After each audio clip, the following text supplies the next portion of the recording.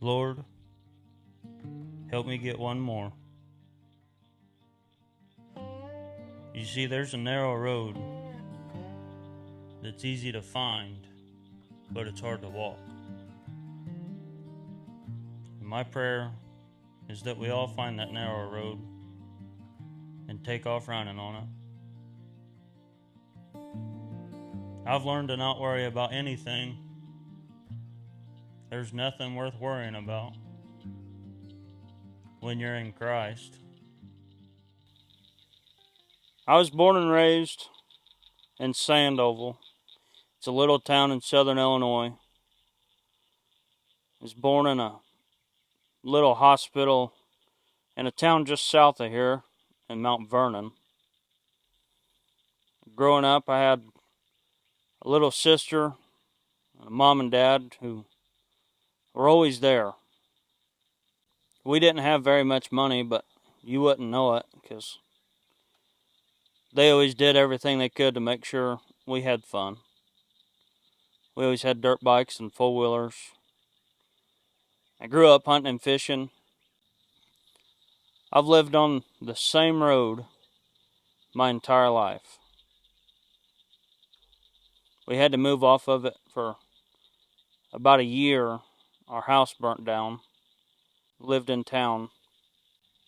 I've always had, growing up, we always had a really close family.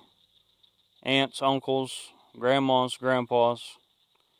We were all together all the time. We always found some kind of trouble to get in between all us cousins.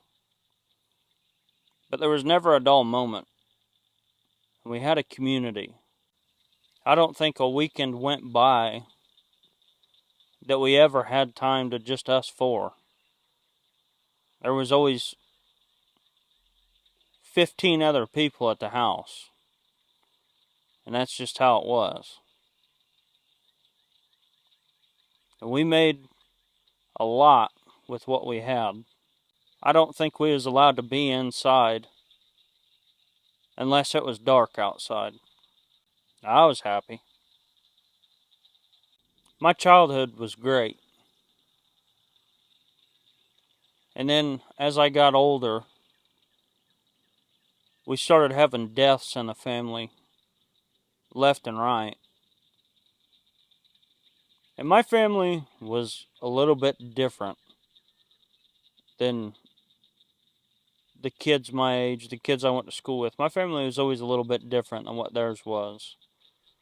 It seemed a little bit like the Wild West. Because we were always... I grew up watching people fight to protect a name. And I didn't understand until I got older and later in life that fighting for that name, the older generation thought that that meant they had the power. But it come to a certain point where I started fighting for our name. It was just a used to thing. It's the way we was brought up. At 12 years old, on my 8th grade graduation, was the first time I ever drank. And things started going downhill from there. And growing up with all my uncles around, I was always used to being around an older crowd. I never liked being around kids my age. And I still don't today. So I was always around older people. When I was 12, I was hanging out with 15-year-olds. So I was hanging around people who were already experimenting with things that I shouldn't have known anything about. I was 11 years old when I started an intimate relationship. And I think that's a part that messed me up as I got older. I think it did something to my brain. And I think that played a role in depression. And fast forward, by the time I was 15, I was living like I was 25. But it was a double life because I was smart enough that I knew I had to hide it from my family, but I was dumb enough to realize I wasn't acting my age, I guess. The weekends were about the biggest parties that me and my 3 best friends could throw every weekend. And whoever got the drunkest was in charge of driving that night, was our rule. This is a pretty dumb rule looking back now. I wasn't worth much at school. I got handed through school because of a last name. I was that kid, and I took advantage of it. And around that age, I realized that depression was kind of starting to set in. And it was something that I didn't know anything about. My family had already, up to the age of 15, my family had already been through 4 suicides that were all immediate family. And it seemed like they was always over women. And there was something about my heart. Like I said, we grew up with a big family. So it just crushed me every time you would get told another one has gone. So by 15, I'm already in the mix of alcohol. I'm chewing tobacco. I'm smoking cigarettes. You know, just being a cool kid. What I thought was a cool kid in a small town. I'm the guy in my age range. Everybody knows the last name. I'm the bully. But I was hiding how much I was starting to not like myself and push it out on everybody else. And by the time I was 17, I was basically a full-blown alcoholic, undercover still. And I met my wife. In the first 5 years of our relationship, I thank God every day that she stuck around, because there's not a reason for her to be here today. Me and my wife started dating when I was 17 and she was 16. And not very long at all after me and her started dating, I graduated high school in 2017. And I had a major problem with partying here, being a major liar, being about the worst kid that you could possibly be, with putting on the face of a saint anytime I was around the right people. So as soon as I graduated high school, I instantly made the decision that I wanted to do better for myself. So I moved down to Okmulgee, Oklahoma, and started going to college. And the problem child was living on his own in a completely different state 8 hours away, thinking that I could fix the problem on my own.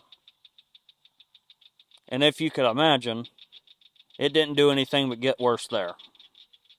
I didn't have to wait until the weekend, and I didn't have to hide from anybody because nobody knew me. But it also made me angry at the world by moving away to a different state, because I was a small town kid, and through generations, my last name had been fought so hard for. Living in a brand new place, I wasn't the last name to be known anymore. So it didn't make me anything but more angry and have more of a problem. I finally come to the realization that I had that problem, and I wasn't going to solve it on my own, and it's gotten 10 times worse. So I flunked out of school on purpose and moved back home. But the problems that I acquired in Oklahoma come home to Illinois with me. And then when I turned 20, my cousin that was 2 years older than me committed suicide on New Year's Eve, to kind of fast forward just a little bit. And at his funeral, I seen myself laying in that box. I knew that's where I was going to end up.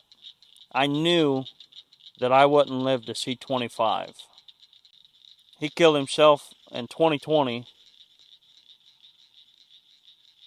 and the Lord found me on October 31st of 2020. Me and my wife, I had been out on a poker run all day, drinking all day long. My wife begged me all day long just to come home and to pass out candy to the kids for Halloween. So about 9:30, I finally showed up, and I grabbed this big bowl of candy, and I started I guess I was trying to sober up. I'm not really too sure. But it started this humongous fight because my wife had explained to me that it was for the kids, but that was my snack.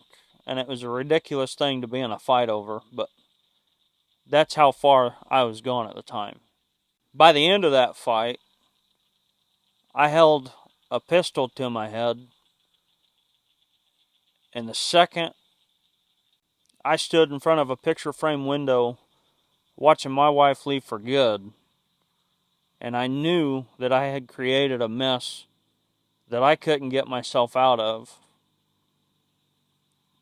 I was going to get rid of the burden that I created because I didn't want anybody to see a hurt, scared little kid that was hiding inside me at the time. And at that very moment, the Lord found me. And I didn't recognize it at the time. I didn't recognize it so much that I woke up the very next morning before anybody else had woke up, because I knew as soon as we all got up, my wife was going to call my dad. And she did, rightfully so. So I left the house, and I took off about 2 hours south, and I was committed to doing it again. I got a phone call, and I could hear the voice on the phone was that same little kid that I was holding on to.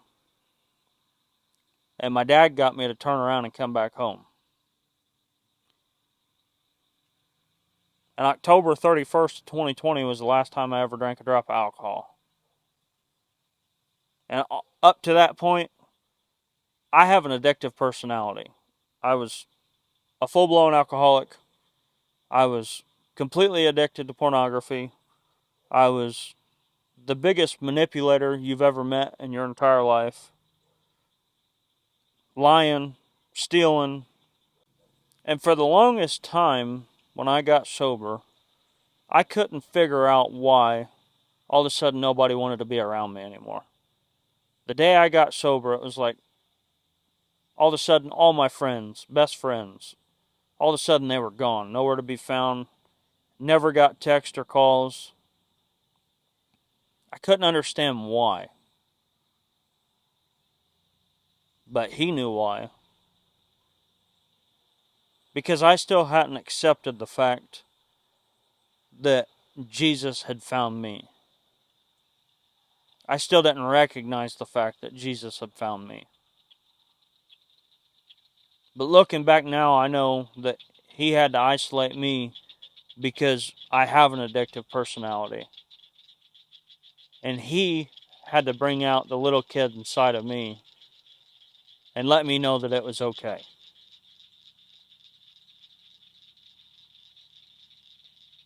So about 3.5 years into being sober, all of a sudden I'm scrolling through Instagram one day. You know, I'm sober. I still have a little bit of an addictive personality. I'm still pretty involved with pornography. Why does a guy have Instagram for any other reason than that, really? I'm scrolling through Instagram one day, and an ad pops up, and it's a Robertson. I grew up watching Duck Dynasty. That was about the only halfway normal thing that I watched. And Sadie Robertson was at a college campus giving a testimony, and at the end of this testimony, she said, right now is your chance to get rid of the problem. Right now is your chance to accept what the Lord's asking you to do. And she's screaming at me through this phone, and I've never even met this person before. And she's telling you, delete your apps, delete the problem, start a new life. You know, it's time to put the old you to rest. And I still didn't know what that meant. But something changed inside of me in that moment. And I knew and recognized for the first time that the Lord was talking to me. So instantly I become obsessed. I had to start looking at the Bible for myself. I had to start trying to figure out what this was and why me. So I asked.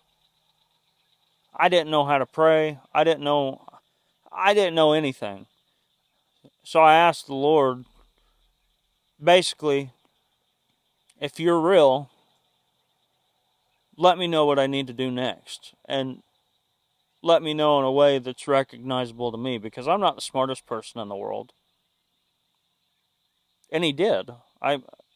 It's the first time that I felt a peace inside me that was completely unexplainable.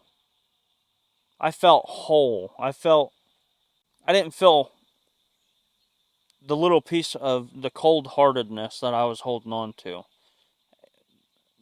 The weight got lifted off of my shoulders. And I just felt like I meant something.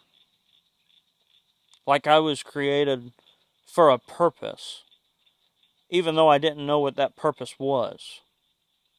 And I remember reading that Jesus had got baptized in a river, and I grew up on the river, so I've been in a John boat my entire life. I've been in a river my entire life. That's my happy place, is the river. That's one thing where it seemed like I never took problems to, and problems never followed me there until I started duck hunting. So I started reaching out to all these people, left and right. I bet I reached out to 15 different people, and I wanted to get baptized in a river because I seen that Jesus was baptized in a river. And I at this point, I knew that he had his hand on me. But I quickly realized that all these people that I were reaching out to, and all these people that got recommended for me to reach out to, wanted to have meetings with me inside of a building and was trying to manipulate the fact that I needed to be put underwater inside their facility or else it didn't count. So at the same time that I'm starting to figure out a relationship with the Lord, I'm also figuring out that I want nothing to do with religion now, is what I know it as. But at the time, I didn't want anything to do with the institution, is what it seemed like. And I finally found a guy who ended up baptizing me at the river, got real heavy in the Word, and looking back now, you know, it's not bad parents that raise a bad kid. Good parents can raise a bad kid, and bad parents can raise a good kid. And looking back now, I reflect on the story of Samson all the time. Because my parents were great parents. It was me being the way I was, and I let those roots run deep. I was running as hard as I could for the evil one. But I started building a real relationship with the Lord. I got baptized at the river that I grew up on. And my very first prayer after I learned how to pray was, Lord, I'm your servant. use me in the way that you created me for. And Lord, please use me to save my dad. It was the very first prayer I ever prayed. Because he was just as lost as anybody else. And 4 months later, I got to baptize my wife, my dad, my sister, and my brother-in-law on the same day. All glory and all praise to him that he worked through me in a way that caught the attention of a man that not many people can get the attention of. I have a 3-year-old boy and a boy that just turned 1. Me and my wife, after I got sober, decided we were going to try having a kid. And we went through 3 years of infertility and finally getting told that it was basically going to take a miracle for us to have a baby. And this is still pre-Christ. This is still before I recognized that he had his hand on my life. But I noticed that something that I knew nothing about, all of a sudden my wife started letting me know that she was praying. And by her praying, after 3 years of infertility, we got the good news. She called me while I was at work. I told her, I said, if it ever happens, I said, I want you to do something for me. I said, I don't want a phone call. And she couldn't help herself because the miracle had happened. She called me while I was at work and she let me know that we were having a baby. And that baby's 3 years old now. But that didn't stop there. The blessing didn't stop there. Because we have a 1-year-old now too.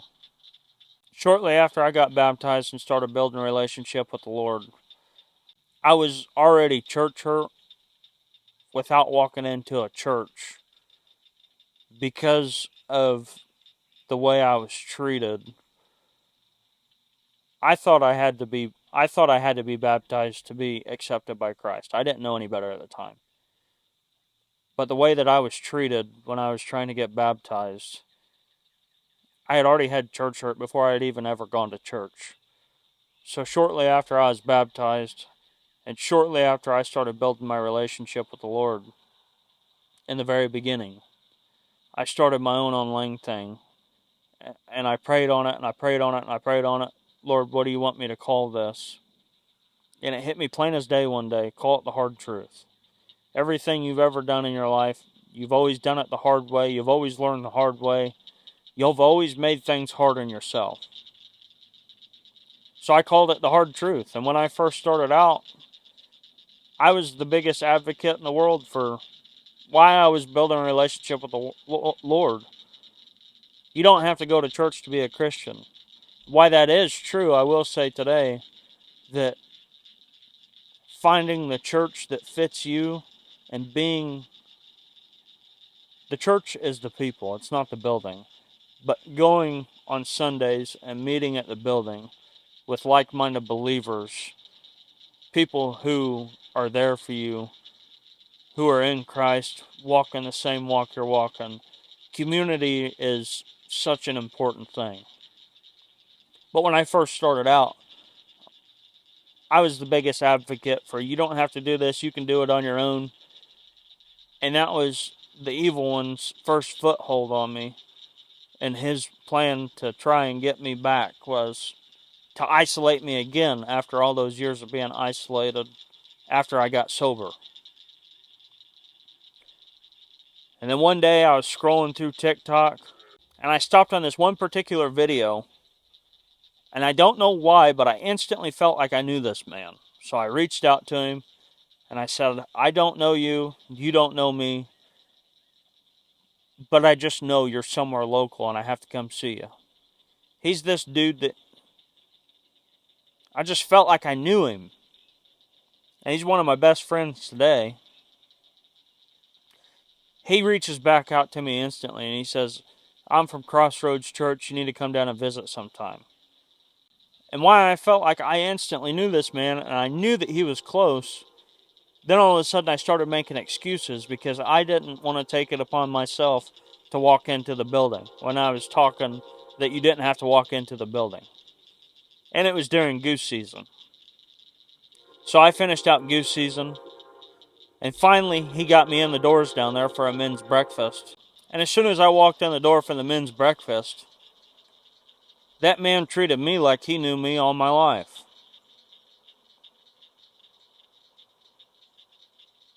And I knew in that very minute that the Lord led me to a place that I needed to be. He gave me a community when I didn't have one. And that man, with no hesitation, stepped up and became a role model and a mentor to me. And he still is today.